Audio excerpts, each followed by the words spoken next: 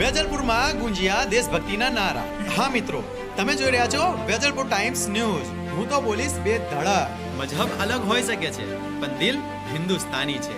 અલગ અલગ ઓળખાણ છે પણ ઓળખ અમારી ભારતીય છે। હાથમાં તિરંગો અને દિલમાં દેશનું માન, એકતાથી જ બને મારો ભારત મહાન। હા મિત્રો, આજે વાત કરવી છે પંચમહાલ જિલ્લાના કાલોલ તાલુકામાં આવેલ વેજલપુર ગામ।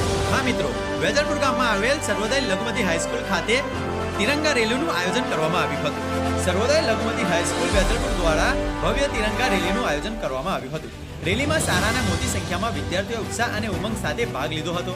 હાથમાં તિરંગો અને હૃદયમાં દેશભક્તિનો જુસ્સો લઈને વિદ્યાર્થીઓએ આખા વેજલપુરમાં દેશ પ્રેમીનો સંદેશ ફેલાવ્યો હતો। તિરંગા રેલી દરમિયાન વિદ્યાર્થીઓ દ્વારા ઇન્કલાબ જિંદાબાદ, હિન્દુસ્તાન જિંદાબાદ, જય જવાન જય કિસાન, આધી રોટી ખાएंगे देश को बचाएंगे, जय हिंद, जय भारत, हिंदुस्तान जिंदाबाद જેવા અનેક દેશભક્તિ નારા લગાવવામાં આવ્યા હતા, જેના કારણે આખા વેજલપુરના વાતાવરણ દેશભક્તિના રંગે રંગાયું હતું। વિદ્યાર્થીઓના ચહેરા પરનો ઉત્સાહ અને હાથમાં લહેરાતો તિરંગો જોઈ બધા માટે આકર્ષકનું કેન્દ્ર બન્યું હતું।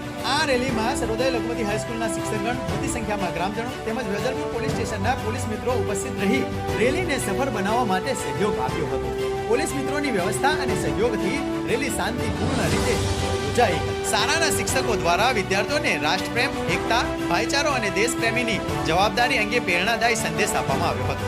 રેલીનો મુખ્ય ઉદ્દેશ વિદ્યાર્થીઓમાં દેશભક્તિની ભાવના જગાવવાની સાથે એકતા અને અખંડિતતાનો સંદેશ સમાજ સુધી પહોંચાડવાનો હતો। વેજલપુરના રસ્તાઓ પરથી જ્યારે મોટી સંખ્યામાં વિદ્યાર્થીઓ તિરંગા સાથે પસાર થયા ત્યારે આખા વાતાવરણમાં એક અલગ જ દેશભક્તિનો માહોલ જોવા મળ્યો હતો।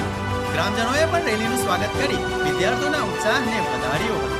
આ કાર્યક્રમ દ્વારા હિન્દુ મુસ્લિમ એકતા, સામાજિક ભાઈચારો અને રાષ્ટ્રપ્રેમનું સુંદર ઉદાહરણ જોવા મળ્યું હતું। સર્વોદય લઘુમતી હાઈસ્કૂલ દ્વારા યોજાયેલી આ તિરંગા રેલી વેજલપુર માટે યાદગાર બની રહી હતી।